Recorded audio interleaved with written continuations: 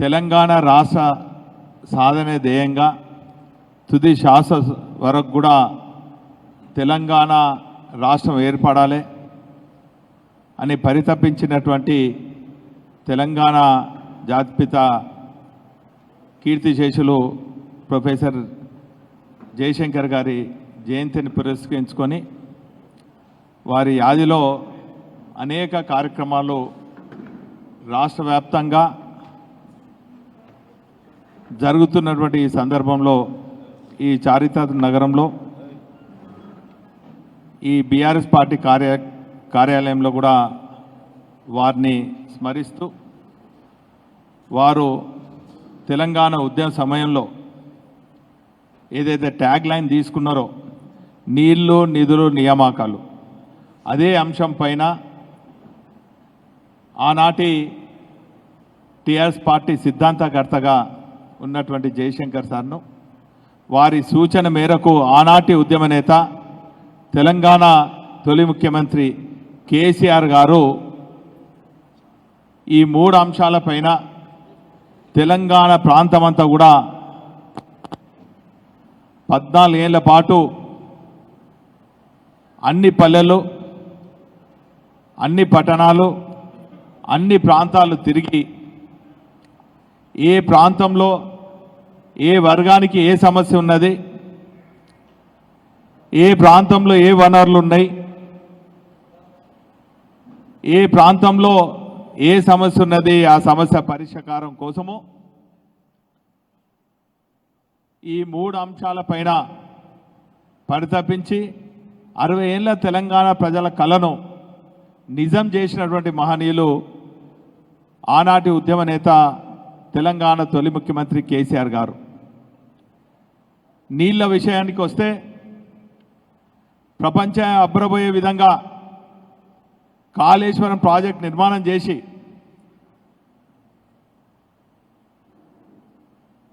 దాశరథి గారు అన్నట్టు కోటి రత్నాల వీణాన తెలంగాణ అన్నట్టు కేసీఆర్ గారు కోటి ఎకరాల మాగాని నా తెలంగాణ అని చెప్పి ఆ ఆశయ సాధన కోసము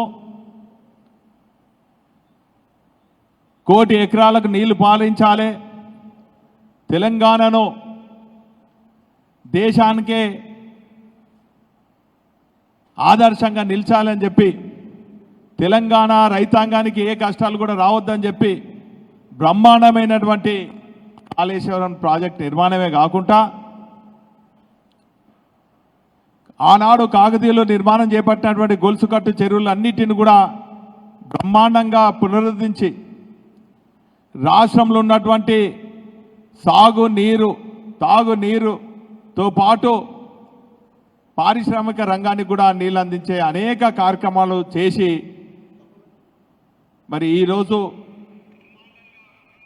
దేశంలో ఉన్నటువంటి అనేక ప్రముఖుల ప్రశంసలు పొందినటువంటి నాయకులు కేసీఆర్ గారు.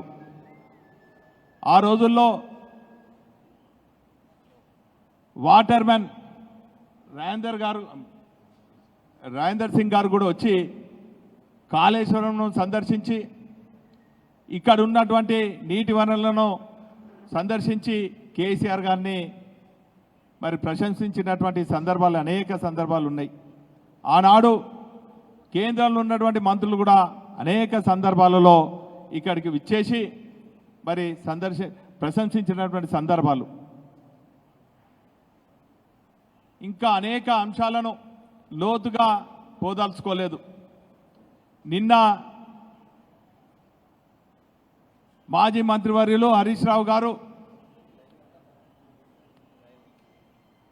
పీపీపీ ప్రజెంటేషన్ ద్వారా పవర్ పాయింట్ ప్రజెంటేషన్ ద్వారా కాళేశ్వరంలో పైన జరుగుతున్న దుష్ప్రచారం కానీ కాంగ్రెస్ కుట్రలు కానీ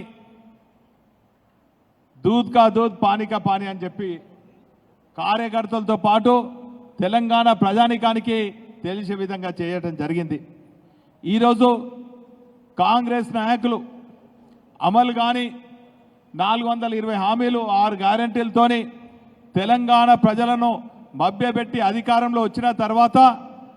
పాలన చేతన గాక పరిపాలన పైన దృష్టి సారించలేని నిస్సాయ స్థితిలో ఉండి ఢిల్లీకి గులాంగిరి చేయాలని చెప్పి ఈ 18 నెలల్లో కోట్లు వెచ్చించి తెలంగాణ ధనాన్ని దుర్వినియోగం చేసి ఏ తెలంగాణ ప్రజల ఆత్మగౌరవం కోసం తెలంగాణ సాధించిన మరొక్కసారి ఈ కాంగ్రెస్ ప్రభుత్వం తెలంగాణ ప్రజల ఆత్మగౌరవాన్ని ఢిల్లీకి తాకట్టు పెట్టినటువంటి సందర్భం మనం చూస్తున్నాం. అరే మీరు ఎన్నుకున్నది మీరు ఇచ్చినటువంటి హామీలు నెరవేర్చాలని, మీరు ఇచ్చినటువంటి 6 గ్యారంటీలు నెరవేర్చాలని చెప్పి ప్రజలు అడుగుతుంటే ఈరోజు తెలంగాణను సాధించినటువంటి మహనీయుల పైన బురద జల్లే కార్యక్రమం, అవినీతి ఆరోపణలు కేసీఆర్ గారిపైన, కేటీఆర్ గారిపైన, హరీష్ రావు గారిపైన, జగదీశ్వర్ రెడ్డి గారిపైన, మా మాజీ మంత్రులపైన, మా నాయకులపైన అనేక అవినీతి ఆరోపణలు చేస్తూ ఈరోజు అనేక దుష్ప్రచారాలు చేస్తున్నారు. ఏదేమైనప్పటికీ కూడా నిజం నిలకడ మీద తెలుస్తుందని చెప్పి ఈరోజు మీరు వేసినటువంటి కమిషన్లు కూడా ఏ మాత్రము కూడా కేసీఆర్ గారిని తప్పుపట్టే పరిస్థితులు లేరు. ఈరోజు కాళేశ్వరం అంటే ఒక చిన్నపాటి బ్యారేజ్ కాదు, 3 బ్యారేజీలతోని, 15 రిజర్వాయర్లతోని, 19 సబ్స్టేషన్లతోని, 21 పంప్ హౌజులతోని, 203 కిలోమీటర్ల సొరంగాలతోని అనేక 141 టీఎంసీల నీళ్లు సామర్థ్యం కోసము చేసినటువంటి దాన్ని ఎక్కువ 2 పియర్స్ కుంగితే దాన్ని కాళేశ్వరం కుంగినట్టు అనేక ఆరోపణలు చేస్తూ ఈరోజు తెలంగాణ రైతాంగానికి నీళ్లు అందినీయకుండా చేస్తున్నటువంటి ఈ కాంగ్రెస్ నాయకులు, కాంగ్రెస్ ప్రభుత్వాన్ని యావత్ తెలంగాణ ప్రజలందరూ కూడా భూస్థాపితం చేసేదానికి సిద్ధంగా ఉన్నారు. అనేక వర్గాల ప్రజలు మభ్యపెట్టున్నారు. బీసీ వర్గాలకు కామారెడ్డి డిక్లరేషన్తో 42% అన్నారు. అది ఒప్పించలేని పరిస్థితుల్లో మీరున్నారు. మీతో పాటు కేంద్రంలో ఉన్న బీజేపీ ప్రభుత్వం కూడా కుట్రలతోని, కుతంత్రాలతోని బీఆర్ఎస్ పార్టీని అంతం చేయాలని చెప్పి